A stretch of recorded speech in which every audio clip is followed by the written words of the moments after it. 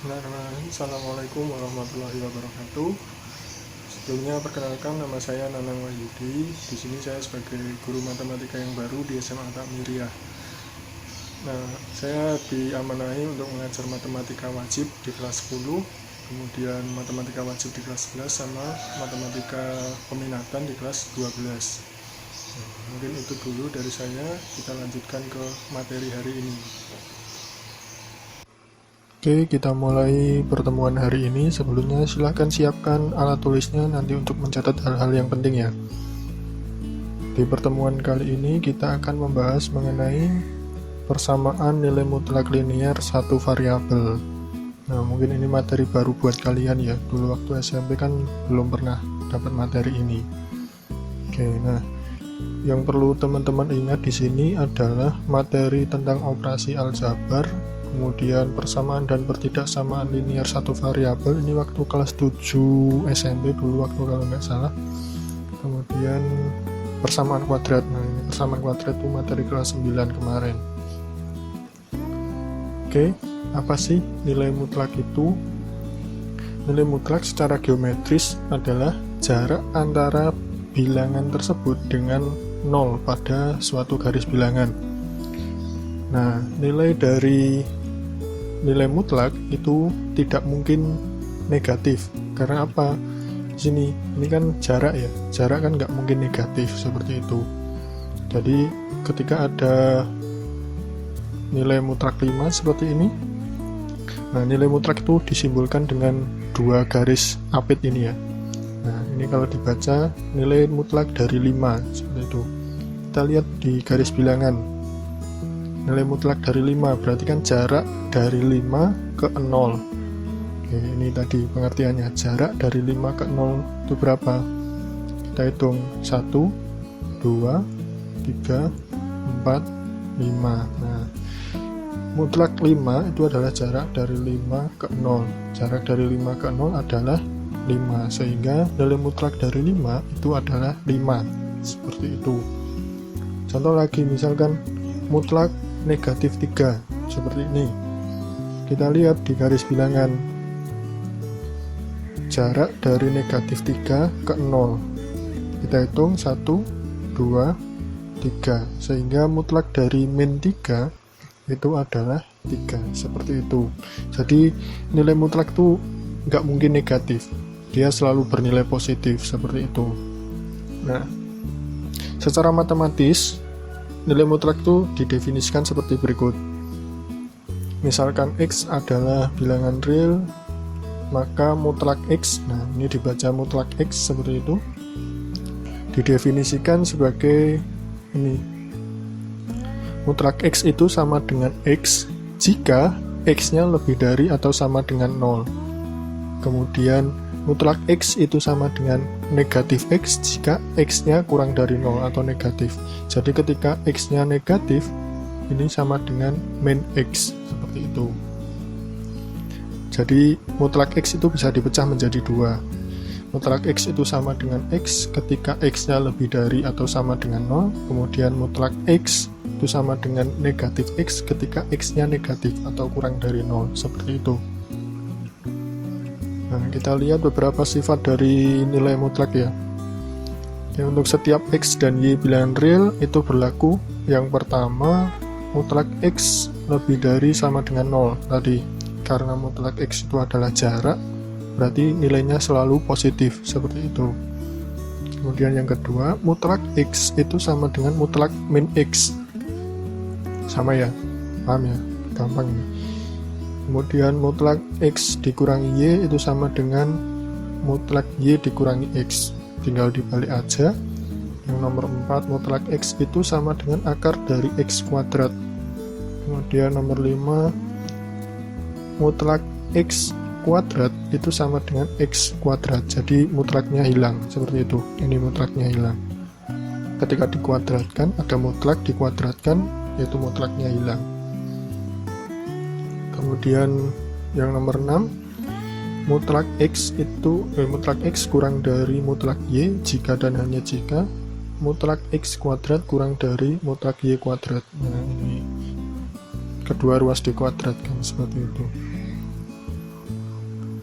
kemudian mutlak X kali Y itu sama dengan mutlak X dikalikan mutlak Y, tinggal dipecah aja. Kemudian mutlak X dibagi Y sama dengan mutlak X dibagi mutlak Y.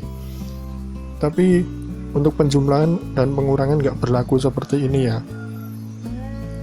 Ini hanya berlaku ketika perkalian sama pembagian saja, seperti itu. Oke, contoh misalkan gunakan definisi di atas untuk menentukan nilai mutlak berikut. Yang nomor 1, mutlak X plus 3 untuk X bilangan real. Yang nomor 2, mutlak 3X dikurangi 2 untuk X bilangan real. Oke, gampang ini. Seperti tadi definisinya kan dipecah ya. Mutlak X itu sama dengan mutlak X ketika X-nya positif, kemudian mutlak X itu sama dengan X ketika X-nya positif, mutlak X sama dengan min X ketika X-nya negatif, seperti itu. Nah, di sini kalau ada misalkan mutlak X plus 3 itu sama dengan X plus 3 jika X plus 3-nya lebih dari 0. Yang di dalam mutlak itu sama dengan di sini, sama dengan batasnya ini. Seperti itu. Jadi, ini harus sama dengan yang di dalam mutlak. Oke. Di sini kan X plus 3 lebih dari 0. Ini 3-nya bisa pindah ruas ke kanan, jadi X-nya lebih dari sama dengan min 3, seperti itu. Nah, kemudian yang kedua, mutlak X plus 3 itu sama dengan min X plus 3. Nah, tadi definisi kedua ya. Yang bawah kan ada negatifnya ini. Nah, jika X plus 3-nya kurang dari 0, 3-nya pindah ke sini, jadi X kurang dari negatif 3, seperti itu. Kemudian yang nomor 2, sama caranya. Di sini mutlak 3X min 2, itu sama dengan 3X min 2, jika 3X min 2-nya lebih dari sama dengan 0. Nah, batasnya di sini, itu sama dengan yang di dalam mutlak ini. Ini juga sama dengan yang di dalam mutlak ketika ini lebih dari 0, seperti itu. Duanya pindah, kan jadi 3X lebih dari sama dengan 2, 3-nya pindah, kemudian jadi ini, X-nya lebih dari 2/3. Ini kan operasi aljabar dulu waktu kelas 7 SMP ya, harusnya bisa ini. Kemudian yang nomor 2, yang kedua, yaitu mutlak 3X min 2 sama dengan min 3X min 2. Ini boleh dipecah atau dimasukkan ini minnya dikalikan satu-satu, jadi min 3X plus 2 boleh, atau seperti ini juga boleh. Jika 3X min 2-nya kurang dari 0, X-nya kurang dari 2/3, seperti itu. Cukup mudah. Nah, sekarang kita masuk ke persamaan nilai mutlak. Oke, jadi persamaan nilai mutlak itu adalah kalimat terbuka yang memuat tanda nilai mutlak dan dihubungkan dengan tanda sama dengan, seperti itu. Contoh misalkan seperti ini. Yang nomor 1, X plus 1, mutlak X plus 1 sama dengan 5. Yang nomor 2, mutlak 2X min 5 sama dengan 7. Nah, ini kan ada tanda mutlak dihubungkan dengan sama dengan. Ini namanya persamaan nilai mutlak, seperti itu.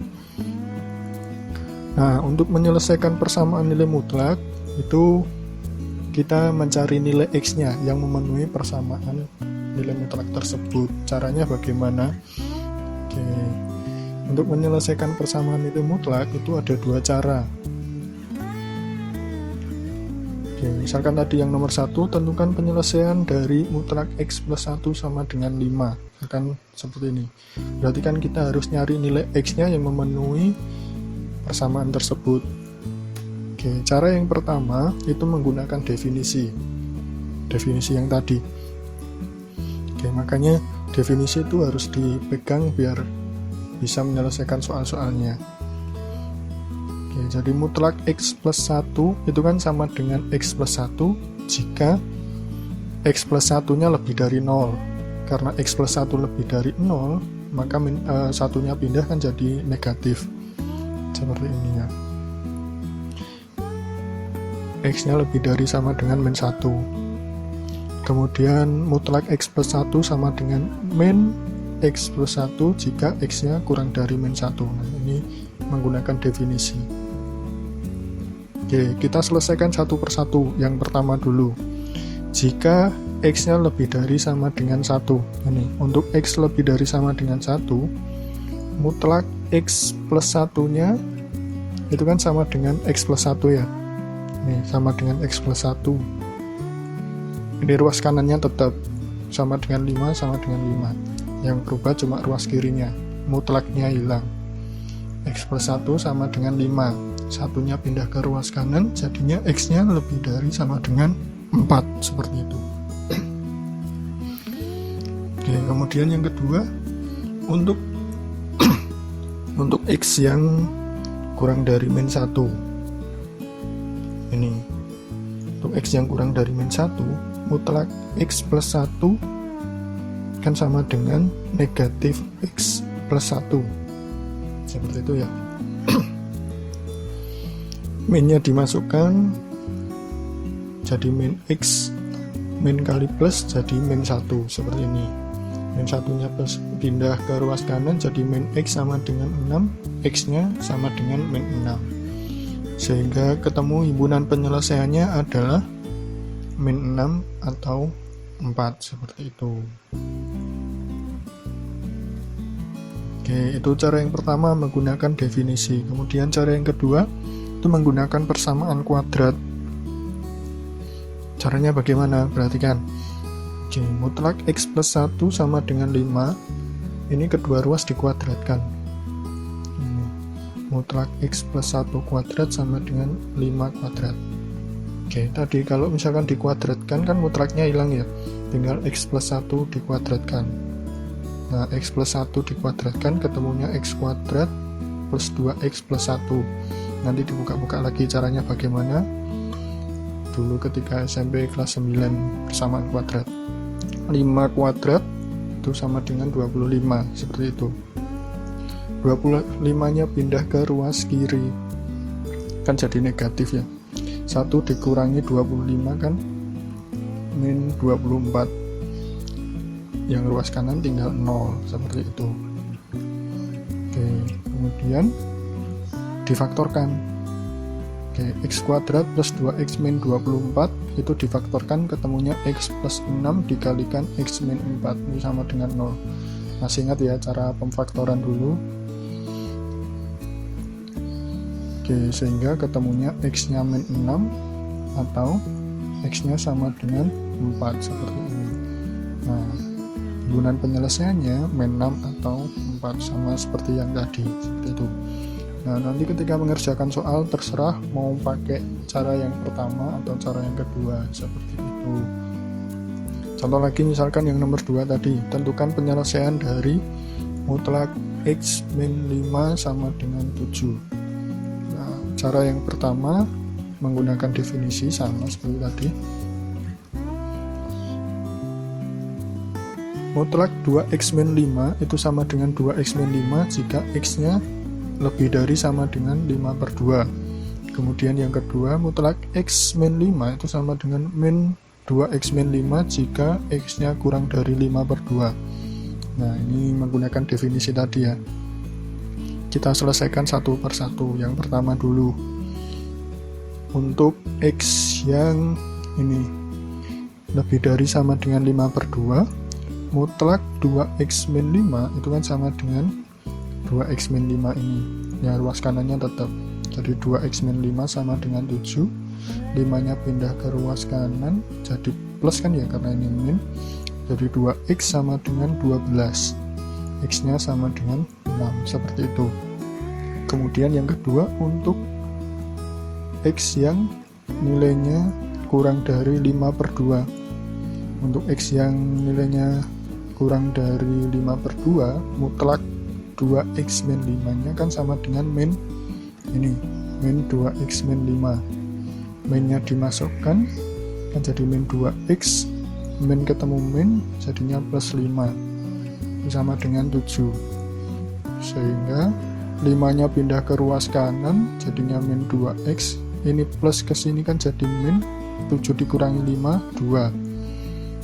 tinggal dibagi, X-nya ketemunya min 1 seperti itu. Sehingga himpunan penyelesaiannya adalah min 1 atau 6 seperti itu.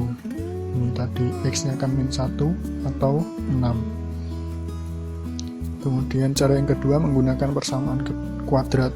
Seperti tadi, kedua ruas dikuadratkan, 2x min 5 kuadrat sama dengan 7 kuadrat. 2x min 5 kuadrat kan jadinya ini ya, 4x kuadrat min 20x plus 25, 7 kuadratnya itu 49. Dijadikan satu ruas, 49-nya pindah ke ruas pindah ke ruas kiri, kan jadi negatif. 25 dikurangi 49 kan min 24 seperti itu. Nah ini kan bisa disederhanakan ya, dibagi 4 semua, jadinya tinggal x kuadrat min 5x min 6 sama dengan 0, kemudian difaktorkan, ketemu x plus 1 dikalikan dengan x min 6 sama dengan 0, sehingga x nya sama dengan min 1 atau x sama dengan 6. Ketemu himpunan penyelesaiannya min 1 atau 6. Seperti itu. Mudah ya. Nah, semoga bisa menerima materi ini. Kemudian nanti silahkan dikerjakan soal-soalnya.